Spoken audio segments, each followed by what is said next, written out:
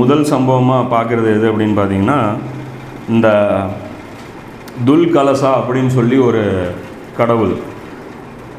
இந்த கடவுளுக்கு ஒரு கோயில் வந்து இவங்க கட்டி வச்சுருந்தாங்க. இது வந்து எந்த இடத்துல அப்படின்னா,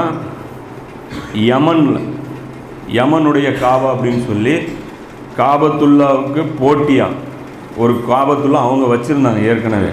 இது எந்த இடத்துல இருக்குன்னா, தாயிஃப் இருக்கு இல்லையா, தாயிஃபுக்கும் நஜரானுக்கும் நடுவில் ஒரு பகுதி, அந்த பகுதியில் இது வச்சுருக்கிறாங்க.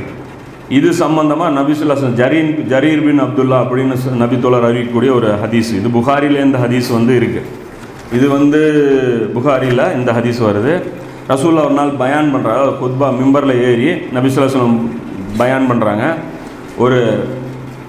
ஒரு மனிதர் ஒரு சொர்க்கவாசி இப்போ வருவார் அப்படின்னு சொல்லி நபி ஸல்லல்லாஹு அலைஹி வஸல்லம் பயான் பண்ணுறாங்க. பயான் பண்ணோன்னே ஜரீர் பின் அப்துல்லா ரலியல்லாஹு அவங்க வர்றாங்க. வந்தவுடனே நபி ஸல்லல்லாஹு அவர் வந்து ஒரு மிகப்பெரிய அவரும் ஒரு பகுதிக்கு மன்னர் மாதிரியான ஒரு இவர் தான், அந்த ஒரு ஆட்சியாளராக இருந்தவர் தான்.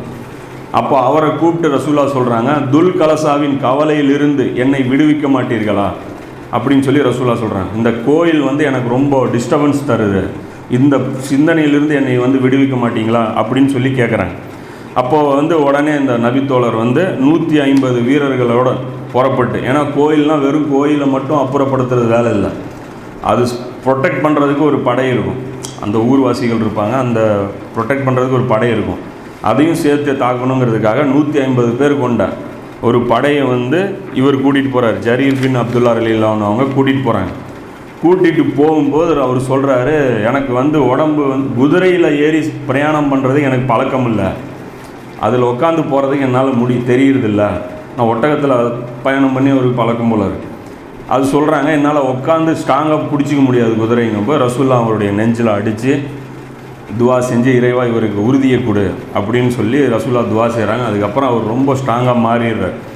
அதுக்கப்புறம் அவர் நேராக போகிறாரு. அந்த இடத்துல அந்த இருக்கக்கூடிய அந்த மக்களோட சண்டை போட்டு அந்த கோயிலை இடித்து தரைமட்டமாக்கி அங்கே இருக்கக்கூடிய அந்த சிலைகளை எரித்து, அதை எரிஞ்சதுக்கப்புறம் வந்து நபி ஸல்லல்லாஹு அலைஹி வஸல்லம் சொல்கிறாங்க, அல்லாஹ்வுடைய தூதரே நான் வேலையை முடிச்சிட்டேன் அப்படின்னோடனே ரசூலுல்லாஹ் ரொம்ப அவருக்காக துவா செய்கிறாங்க, இறைவா இவர் வந்து நேர்வழி பெற்றவராகவும் நேர்வழி காட்டுபவராகவும் ஆக்கு, ஹாதியன் மஹதியன் அப்படின்னு சொல்லிட்டு இவரை வந்து துவா செய்கிறாங்க. இதே துவாவை அது வேறு ஒரு கான்ட்ரவர்சியும் வருது, இந்த முஆவியாவுக்கு சம்மந்தப்பட்ட ஒரு ஹதீஸ்லையும் இதே மாதிரி ரசூலுல்லாஹ் துவா செஞ்சுருக்காங்கன்ட்டு. அது சம்மந்தமாக நிறைய பிரச்சனைகள் இருக்குது அந்த ஹதீஸ்கள்லேயே.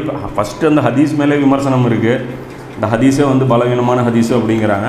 அது இல்லாமலும் நிறைய விமர்சனங்கள் அதை பற்றி இருக்குது. அப்போ இந்த இடத்துல அதையும் குறிப்பிடுறேன், ஏன்னா இப்படி தான் அவருக்கும் சொல்கிறாங்க அப்படிங்கிறத வந்து சிலர் காட்டுவாங்க.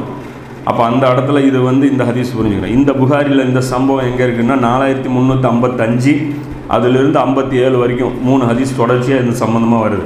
இதில் ஒரு முக்கியமாக கவனிக்க வேண்டிய ஒரு மேட்ரு, இஸ்லாமிய ஆட்சியில் கோயில்கள் இடிக்கப்படணுமா, இஸ்லாமிய ஆட்சிகளில் மற்ற வழிபாட்டு தலங்கள் இடிக்கப்படுமா, வழிபாட்டு உரிமைகள் கிடையாதா அப்படின்னா, இதுக்கும் அந்த ரசூல் கான்செப்ட் புரிஞ்சால் மட்டும்தான் இது இந்த ஜோனுக்கு மட்டுமே உண்டான வேலை.